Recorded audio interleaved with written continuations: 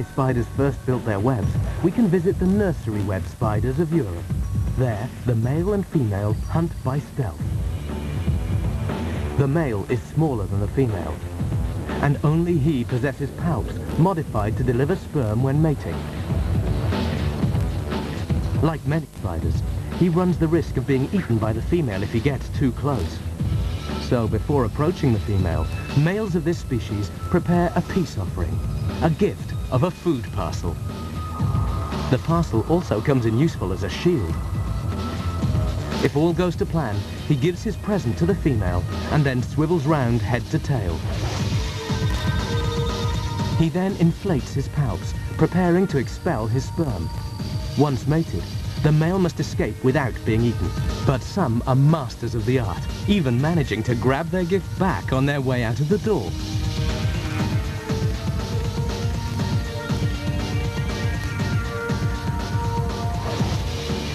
The female uses silk to protect her eggs from predators.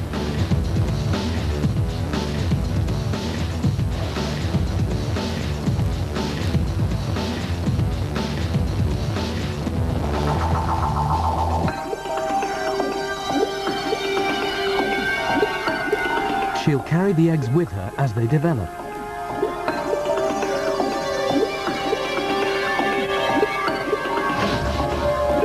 Just before the spider babies emerge, their mother spins a protective tent around them, hence their name, nursery web spiders.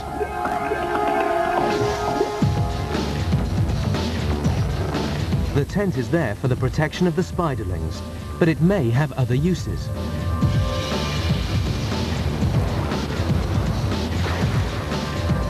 By trapping unfortunate passers-by, a spider's web is born.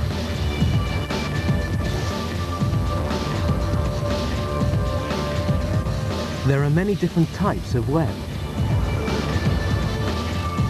Sheet web spiders often feed on grasshoppers. Their silken trap is almost identical to the nursery web, except that it has a funnel in the middle, where the spider sits on a tightly woven platform.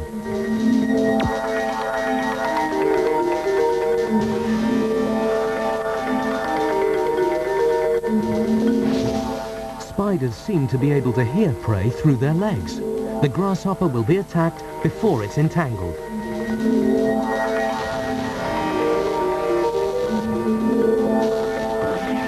It will be finished off with venom so quick-acting that this spider has no need to wrap its catch in silk.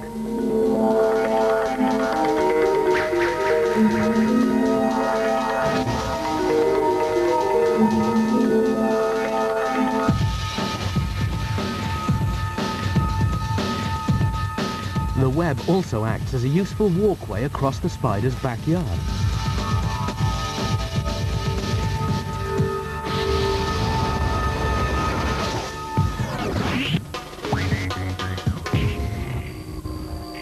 The next level of complexity in spider web design involves placing a series of guy ropes above the sheet trap. Shaking the web causes prey to fall within reach of this money spider's fangs.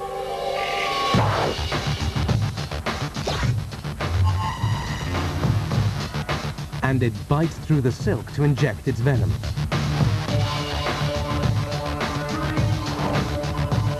The bulk and armor plating of a ladybird, however, proved too much of a challenge for the money spider.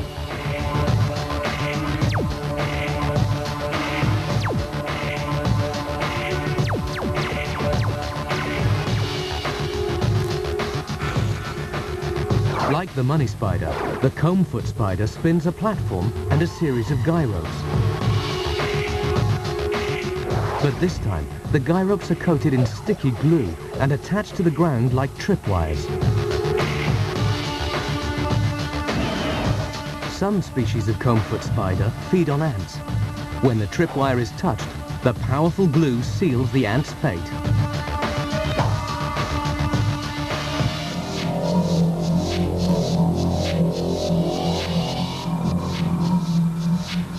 Now, just like a fisherman, the spider can reel in its catch towards fangs armed as ever with deadly venom.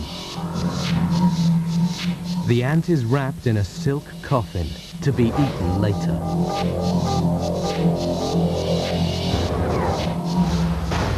One species of comb-foot spider takes tripwires to the extreme, and it's deadly to both man and beast. The unmistakable markings of the Black Widow. Again, strands of glue-laden silk are attached to the ground below the Black Widow's web. The glue is strong enough to hold fast any creature unfortunate enough to stumble into the tripwires.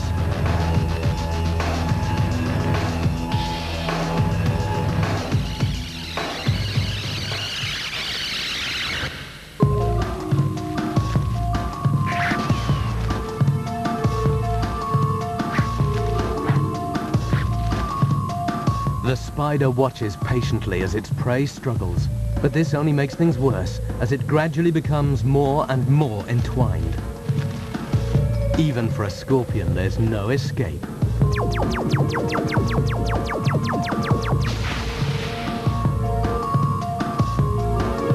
We may be scared of scorpions, but they're lunch to the Black Widow spider. First, the spider immobilizes the scorpion's sting. She does this by wrapping it in strands of silk. It would be fatal to the spider if it were stung. With the sting out of the way, the spider can inject venom some 15 times more potent than a rattlesnake's safely into the scorpion's tail. The scorpion may be trussed in silk, but until the venom takes hold, the spider plays it safe.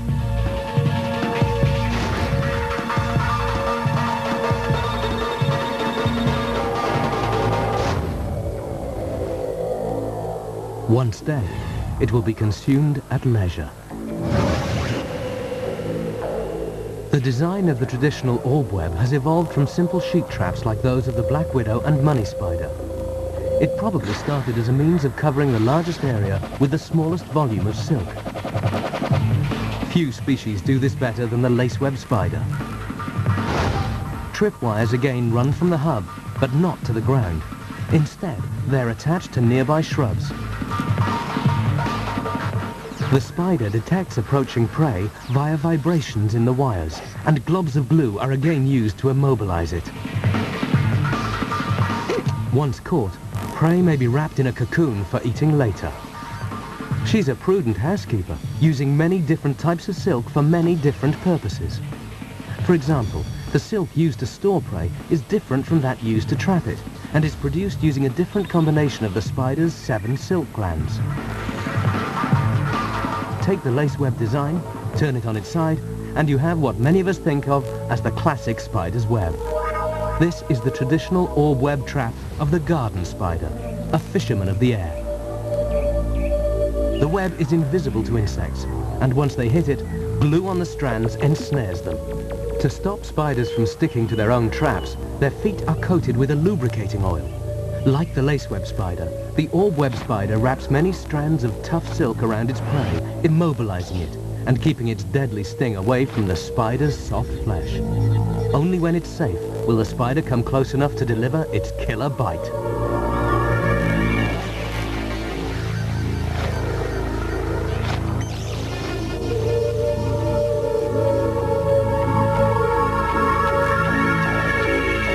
The wasp is carried back to the spider's lair to be eaten.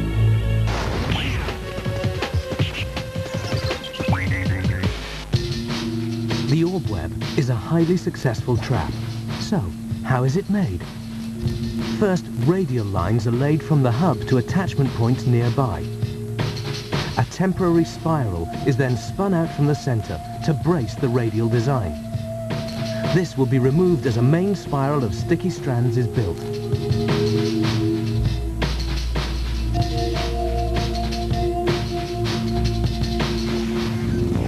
It's easier to understand the process when we see it speeded up. It takes the spider less than 1 hour to build its entire web. The orb webs of spiders make hugely successful traps, and they can be huge in size too. Some are so large and so strong, they're even used as fishing nets by the people of New Guinea.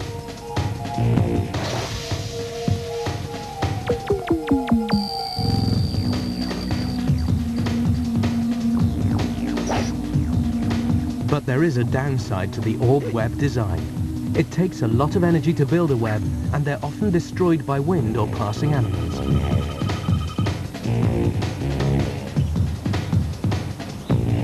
They're as invisible to birds as they are to insects, and one hit from a bird can destroy an entire hour's work.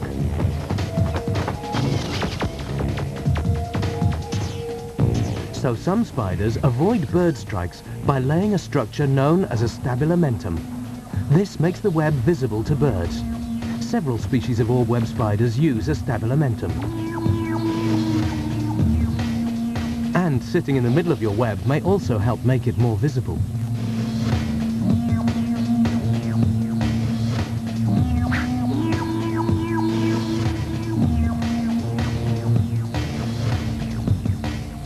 But there's a problem with drawing attention to your web. Some spiders hunt other spiders. The robber spider is one. It has a taste for spider flesh.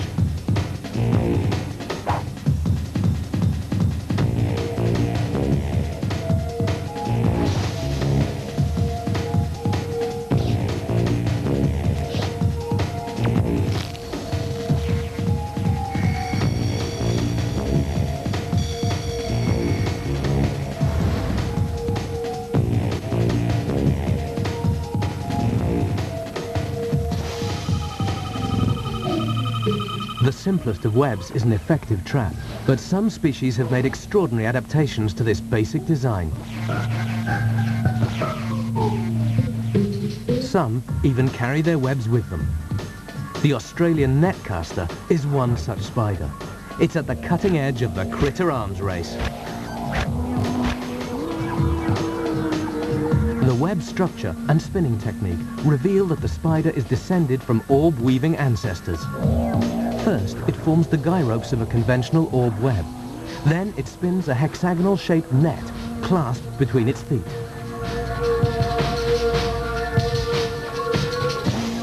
This net will be cast at passing insects. But take a look at the sides of the net. You'll see that it still retains guy ropes fastened to the ground to help stabilize the net as it's cast.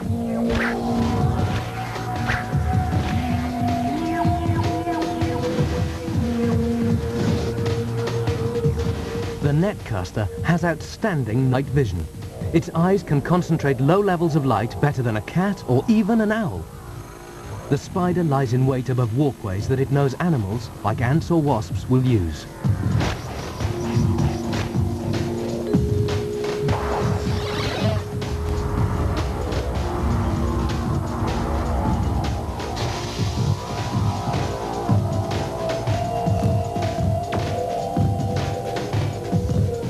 To be doubly sure of its aim, before setting its trap, the net-casting spider deposits small white specks of feces along the walkway. These act as markers.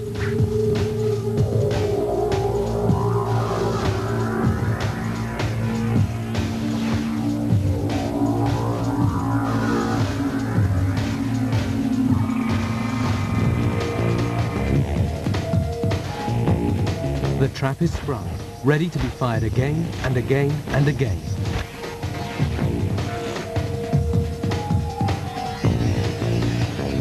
One group of spiders, the bowler spiders, have no use for guy ropes. Instead, they use a missile net. A single strand of very strong silk is thrown around and around in the night air.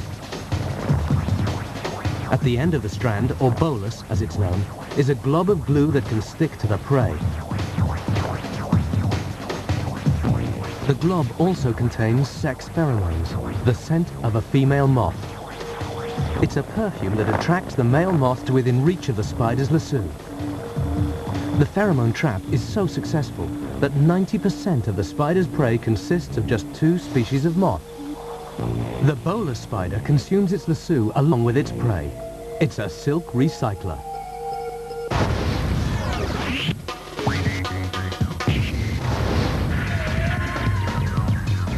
Few macro gladiators will give you more nightmares than those that consume their prey alive.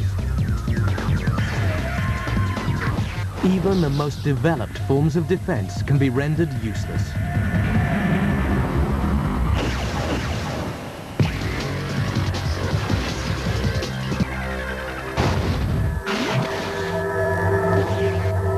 The wasp Ammophila goes to great lengths to feed her young, storing live caterpillars for them in a sandy burrow.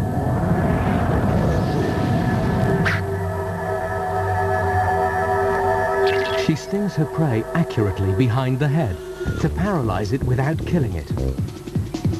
Several caterpillars will be buried alive in the one nest.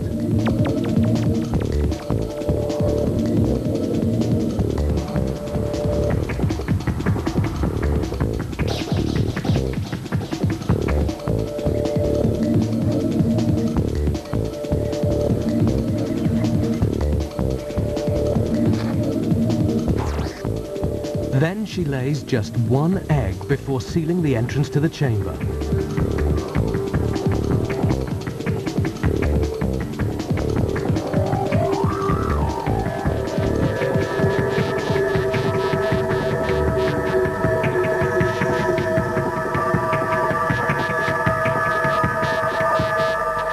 The wasp vibrates the stones into place by vigorously shaking her body. It's like a wasp jackhammer. Ammophila will make several nests throughout the breeding season.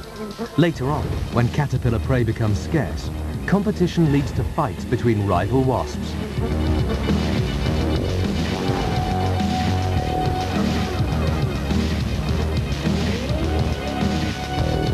At some point, the fight must end, and the wasps go hunting again. Many wasps around the world are primitive like Ammophila and follow a similar, solitary way of life. Prey differs and the way in which it's hunted, but the pattern of their lives is very much the same. Whether they hunt flies, grasshoppers or spiders, these solitary wasps leave an egg and a supply of food underground and ultimately depart to die.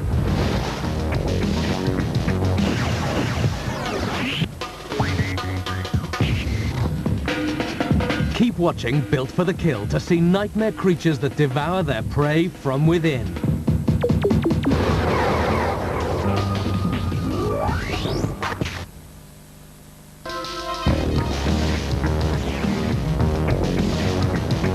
Whilst many egg chambers are simple, the mud dauber wasp builds something much more complex.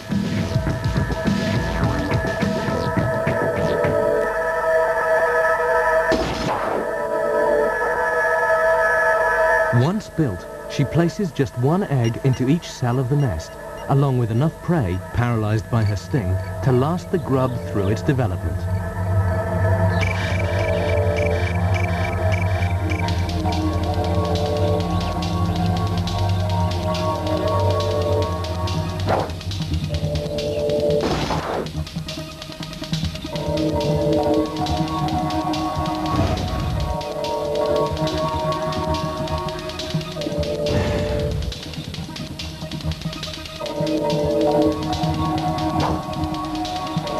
The mud dauber wasp goes to great lengths to protect her young, providing it with a safe place to grow up and a supply of fresh food to last it to maturity.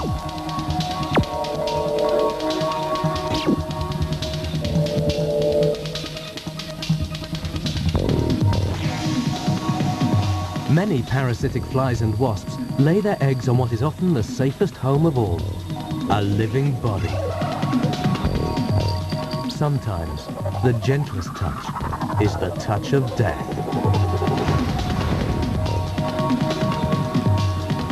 The eggs hatch and the larvae develop on the caterpillar with lethal results. The pupa may look healthy, but in reality, it's being consumed from within. Other wasps bore holes into the chrysalis stage of butterflies. Once again, larvae grow inside the chrysalis and feed on their live prey. Its fate is sealed, and it will never emerge as a beautiful butterfly.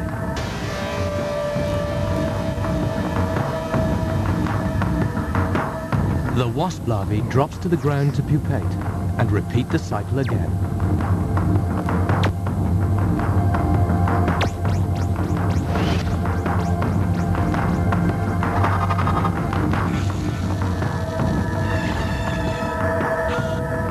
Some wasps are so small that many different individuals will lay eggs within the same caterpillar. The eggs lie dormant until it's time for the caterpillar to pupate.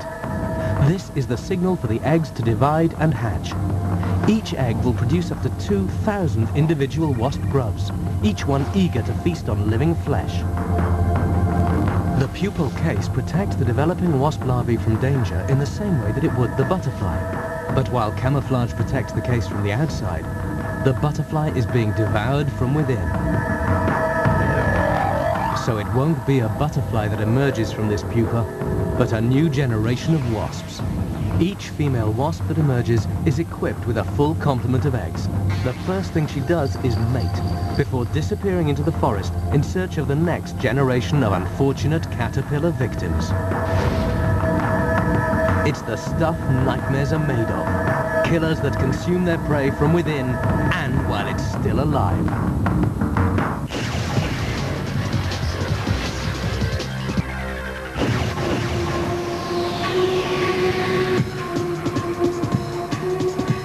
Since life first appeared on Earth, a war has been raging out of control. Macro gladiators are everywhere.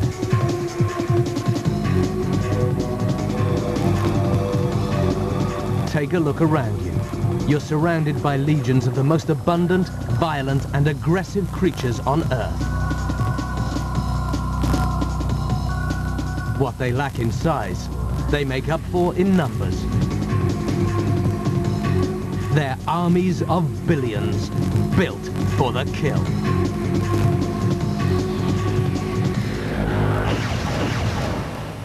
Abominable hombre de las nieves. Los Sherpas, habitantes de las laderas, dicen que no hay sonido más desgarrador en el mundo que su llanto. Dicen que tiene orejas en punta, nariz achatada. El pelo cubre todo su cuerpo.